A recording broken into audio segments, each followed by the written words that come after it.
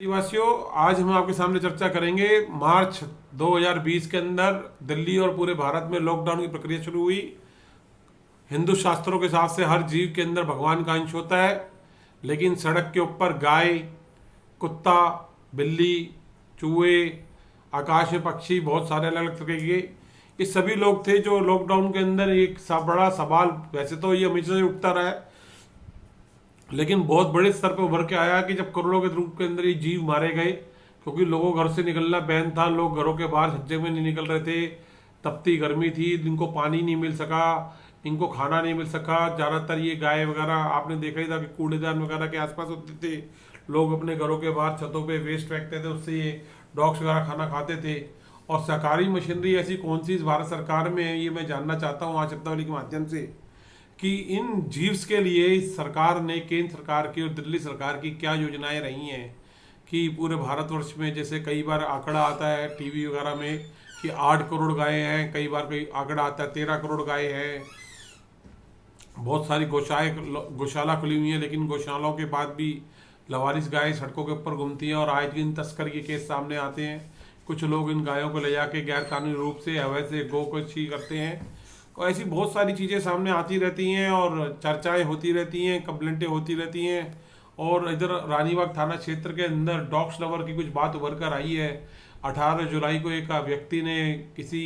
के घर में घुस के ज़बरदस्ती गेट पे गाड़ी खड़ी कर दी, जबकि वहाँ एक पेशेंट भी था, डॉक्टर का क्लिनिक भी था, और ऐसी कई गंभीर समस्याएं उभर कर सामने आई हैं। मैं ये आज आपके सामने साथियों चर्चा करना चाहूँगा। जब हिंदू शास्त्र में लिखा हुआ है कोई भी श्राद्ध होता है, पूजा होती है, तो कुत्ते के लिए, गाय के लिए, कौवे के लिए रोटी निकाली जाती है। तो मैं ये पूछना चाहता हूँ कि जहाँ आज 5 अगस्त 2020 को 500 साल के बाद प्रभु राम को उनका एक मंदिर बनाने का शिलान्यास हुआ है, आदरणीय प्रधानमंत्री जी नरेंद्र मोदी जी के नेतृत्व में, और यूपी के मुख्यमंत्री योगी जी इसके एक मुख्य पात्र रहे, इसके अमित शाह जी। मैं ये साथियों चाहूँगा कि सरकार इस ओर ध्यान दे, और अगर ऐसी कोई गाइडलाइन है तो वो ज़रूर इसके अंदर कमेंट बॉक्स में जाके हमें बताएं। कोई जजमेंट या सर्कुलर या नोटिस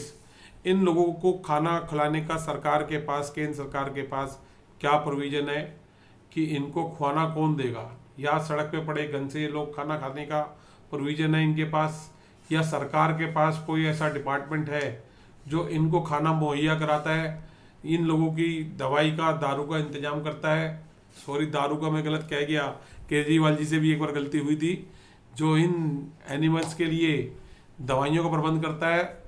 घायल होने के टाइम पे इनके लिए सुरक्षा का प्रबंध करता है, एथनिक कितने एनिमल्स हैं, उनका क्या आंकड़ा है, उनको उनको उनके जीवन की सुरक्षा के लिए कितनी गाड़ियां हैं, कितने हॉस्पिटल्स हैं, पब्लिकली कितनी आरडब्ल्यू के अंदर उनके नंबर मेंशन है, आरडब्ल्यू की लगभग हर जगह डायरेक्टरी छप रही होती है, कितने स्थानीय पार्षद, नेता, एमएलए इन लोगों की देखरेख के लिए कभी गए हैं, एमपी, केंद्रीय मंत्री, दिल्ली के मुख्यमंत्री, एक आदमी के यहाँ बहुत सारी ऐसी चीज़ें हैं साथियों। मैं ये चाहूँगा कि इंसानियत के नाते, on the basis of humanity, एक इंसानियत के नाते इस तरफ सभी लोग जागृत हों, और इस वीडियो को लाइक, शेयर, सब्सक्राइब करें, ज़्यादा से ज़्यादा कमेंट करें। अगर कोई कानूनी गाइडलाइन है तो वो इसके ऊपर ज़रूर लिखें, ताकि लोग इसके बारे में जानकारी पाके उनकी मदद करने का प्रयास करें। और हम ये चाहेंगे कि इनकी सुरक्षा के लिए अभी काफ़ी लोगों से चर्चा हुई, कुछ लोग ये चाहते हैं कि सरस्वती यार के अंदर एक ऐसा पार्क पड़ा हुआ है छोटा सा, वो चाहते हैं कि उसको डॉग्स के लिए बना दिया जाए, उसकी ऊंची बाउंड्री कर दी जाए, और सरकार का कोई भी जो भी विभाग है संबंधित, वो जैसे उनके वहाँ अगर कोई पोटी वगैरह होती है तो उसको साफ़ सफाई का प्रबंध किया जाए, दवाई का प्रबंध किया जाए, वैक्सीनेशन का प्रबंध किया जाए, वहीं पार्क में उनको स्टरलाइज किया जाए, और हो सके तो कोई कवर्ड प्लेस बनाया जाए। कई एनजीओ इसके लिए तैयार रहती हैं, कुछ विदेशी एनजीओ इसके लिए पैसा देने को तैयार रहती हैं। और दूसरा, एजे अपार्टमेंट के सामने एक बहुत बड़ा स्पेस पड़ा हुआ है, जहाँ पे 2 मंदिर और एक मस्जिद है, और एक बहुत बड़ा ओपन ग्राउंड है। तो जिस ग्राउंड के ऊपर अगर मैंने घूम के देखा, अगर वहाँ पे अगर सरकार कोई अगर जगह बना दे इस तरीके की, दिल्ली सरकार या एलजी साहब अगर वहाँ कोई जगह घोषित कर दे, तो 1000, 2000 गज, 3000 गज के अंदर, जिससे कि इसका निर्माण कार्य पीडब्ल्यूडी की देखरेख में हो जाए या डीडीए के टाइम ऑन टाइम में, तो साथियों ये जो एक मानवता के नाते ये जो डॉग्स हैं इनको एक जीवन मिल जाएगा और एक श्रेय मिल जाएगा। ये लोग जो आज लावारिस कई बार ट्रक के नीचे आके मरते हैं, कई बार गाड़ियों के नीचे, हमने रोड पे अक्सर देखा है। कभी भी ये बेचारे अचानक खाना खाने की बोर्ड में या किसी भी तरीके से किसी के नीचे आ जाते हैं, व्हीकल के नीचे, और कहीं कोई इनके खिलाफ, इनके फेवर में कोई FIR दर्ज नहीं होती, क्योंकि ये स्ट्रीट डॉग्स हैं। और तो ये मैं चाहूँगा कि इसके एक इंसानियत के नाते इस विषय पे जरूर चर्चा हो। हमारे दिल्ली के मुख्यमंत्री श्री अरविंद केजरीवाल जी, शकूरबस्ती विधानसभा से श्री सत्येंद्र जैन जी, जो दिल्ली सरकार के अंदर 8 मंत्रालयों के मालिक हैं और जनता के हितों की लगातार आवाज़ उठाने वाले पूर्व विधायक श्री जय भगवान अग्रवाल जी, जो कि 20 साल दिल्ली में विधायक रहे हैं और कई स्थानीय समाज सेवक इस काम के अंदर लगे हुए हैं। और मैं ये चाहूँगा प्रसिद्ध समाज सेवी अग्रवाल फैमिली और हमारा भी ये प्रयास है इस शब्दावली के माध्यम से इसके तरफ जरूर आवाज़ उठाएं, क्योंकि बहुत सारे घरों में आज लोगों ने प्राइवेट डॉग्स रखे हुए हैं। दिल्ली में जगह जगह डॉग्स की दुकानें खुली हुई हैं। प्राइवेट डॉग्स को फिर भी इलाज मिलता है, खाना मिलता है, सुख दुख में देखने वाला कोई होता है। लेकिन जो ये स्ट्रीट डॉग्स है, स्ट्रीट काउज है, स्ट्रीट बैल है, या स्ट्रीट जो ये लावारिस जिनको जानवर कहा जाता है, पक्षी हैं, इनका खाने पीने का प्रबंध का क्या साधन इस सरकार के पास है और कैसे इनकी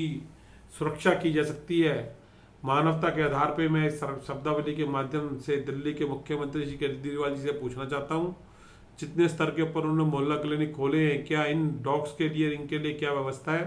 क्या बजट है सरकार के पास, कितना खर्च किया गया, कौन लोग चुने गए, कौन सी NGOs हैं जो इसके ऊपर काम कर रही हैं, बहुत सारी विदेशी NGOs जो फंड्स देती हैं। तो मैं ये चाहूँगा कि इनके लिए कुछ प्रयास करें और इसी के साथ हमें बताएं, और मैं प्रयास करूँगा सरकार के हर विभाग को। चीफ सेक्रेटरी श्री विजय देव जी से भी मेरी गुजारिश है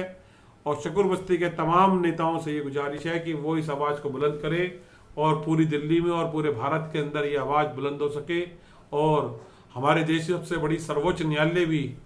क्योंकि कानून के बारे में मैं नहीं जानता, वो इसके ऊपर कुछ कानूनी गाइडलाइन अगर जारी कर सकते हैं, इस देश की उच्च न्यायालय भी, जिसको इस देश के अंदर एक अर्थ ऑफ द गॉड कहा जाता है, तो उसी गॉड से ये गुजारिश है कि वॉइसलेस डॉग्स, एनिमल्स के लिए और बर्ड्स के लिए कुछ करा जाए।